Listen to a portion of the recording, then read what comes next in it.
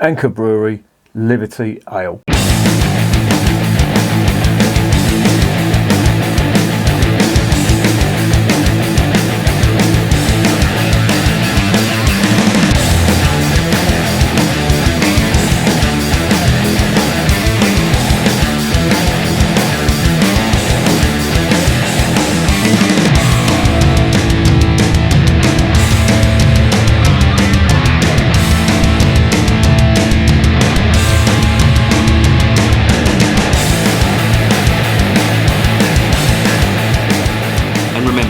Life is too short to be drinking shitty beer.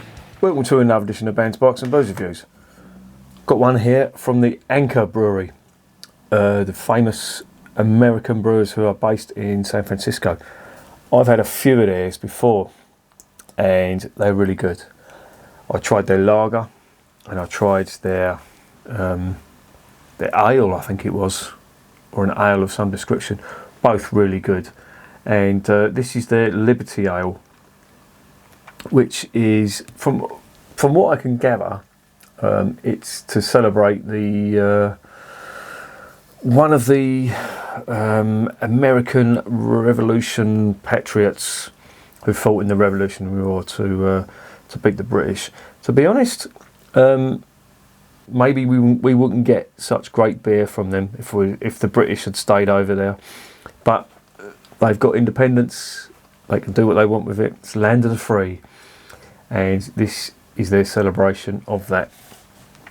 Now, this was first brewed in 1975, and it's been going since then. And as I say, it was to commemorate some fella from the War of Independence, Paul Revere. That was his name, Paul Revere.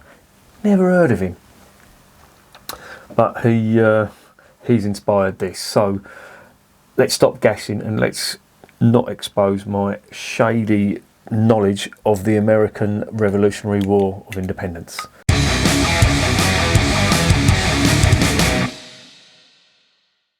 So what is this beer? Well, it's a 355ml bottle. It's 5.9% in the volume. It's a top fermented ale. Not sure how they're classing it, but what they're saying is this was the first modern American pale ale, and they're using Cascade hops in this, and they also dry hopped it as well. In 1975, that was pretty revolutionary, and them techniques and the hops as well have been used in so many, countless, hundreds, if not thousands, of beers since. So, you know, this has got quite a lot going for it.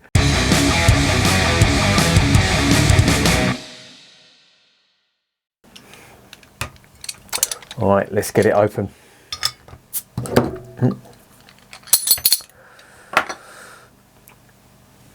Anchor Brewery. There is the cap. Funny enough, they've got an anchor on it. There you go, guys. On the nose, out the bottle. Whoa, that smells weird. That smells like old feet. That smells like old American feet. I think it's the sulphur from the yeast. That's better. Very, very fruity and flowery. Sweet fruit. Like sweet pears and peaches. Very nice. It does smell good, and this is top fermented as well, so it is a true ale in the sense of the word. I'm not sure what glass to use, but I'm going to pour it into this.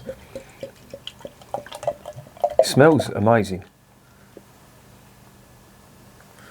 And there it is out the bottle. Put that out there. Looks quite nice. Slight haze to it. Now they reckon this has got a carbonation technique called bunging in it. I'm not sure how they pronounce it, but what they're saying it produces is champagne-like bubbles, and there is a bit of carbonation, and the bubbles are very small, which is a really good sign. The head is virtually non-existent. That is a half quarter finger head. It's a nice amber colour, on the nose. Wow, that is malty now. And there's some more of that sweet, fruity, hoppy notes on it as well. This smells really nice. Let's get it down the hatch and see what's going on.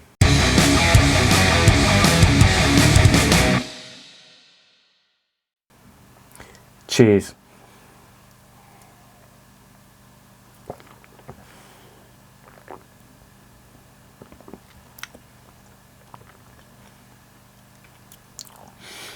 That's interesting.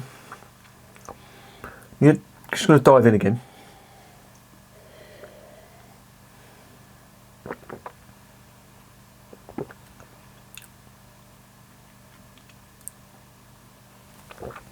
Wow, there's like sweet bubblegum sort of flavours coming from that.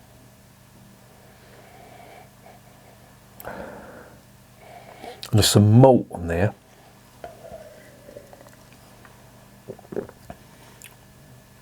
There's like biscuit malt, but there's fruit as well. And I'm just trying to work out what that fruit is. Is it lychees or something? It's really interesting. There's definite malt in there, like pale malt or lager malt. But there's a sweet hoppy flavour from the Cascade hops.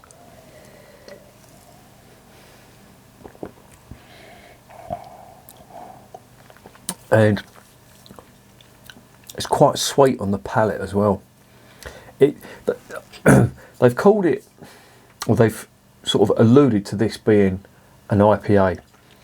That's not an IPA, as you know it, or as I know it. It's quite unique and not bad either.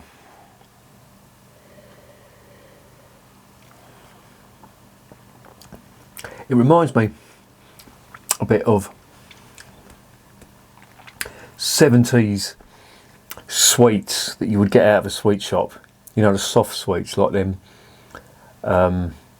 sweet shrimps. Do you remember them, the pink ones?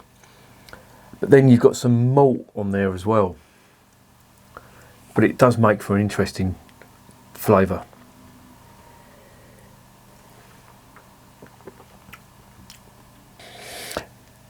It's almost, I'm trying to work out what that flavour is.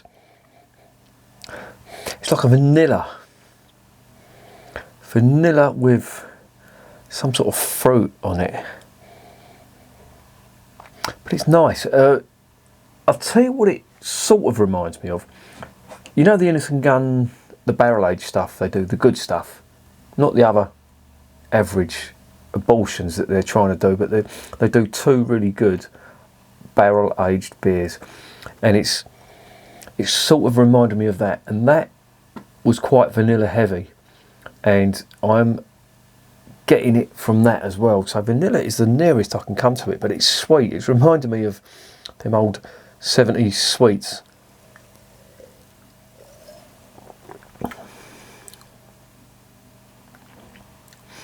There's some, I think it's orange or something. It's really weird. This will blow your mind trying to work out what them flavours are. But it's good. I will say that.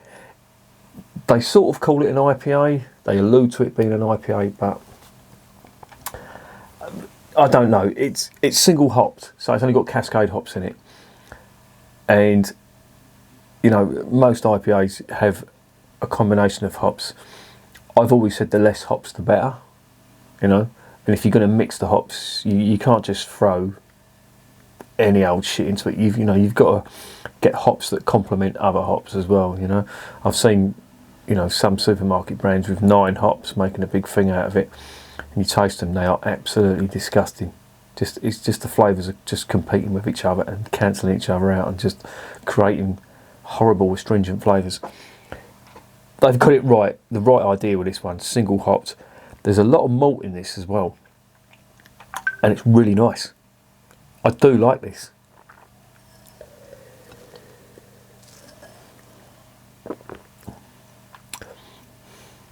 Yeah, vanilla is the only thing that's coming to mind. Peach, vanilla, orange maybe. and then some malt on the top. Altogether, a very nice combination.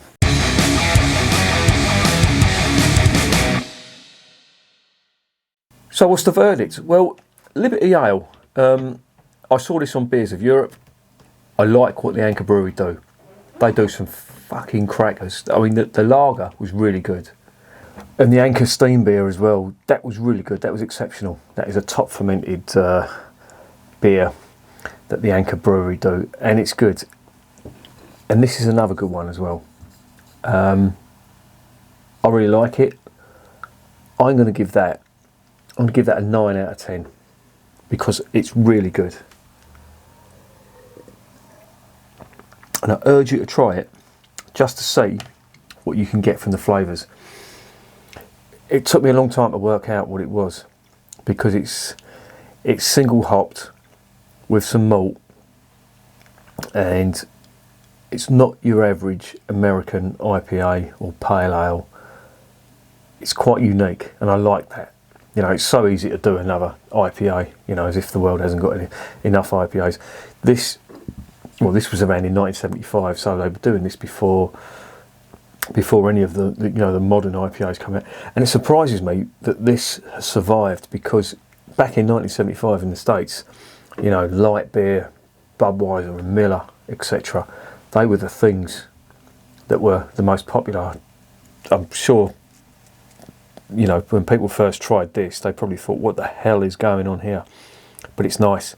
Yeah, that's going to get a 9 out of 10. I urge you to try it. Get it on Beers of Europe, they do it. Or you can get it on there's probably a couple of other online retailers that do it. But yeah, that's a really nice one. I really do rate that. 9 out of 10, recommended.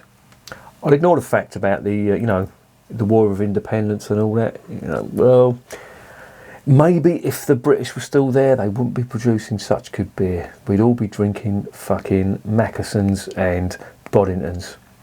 But there you go. And remember, beer is working class champagne.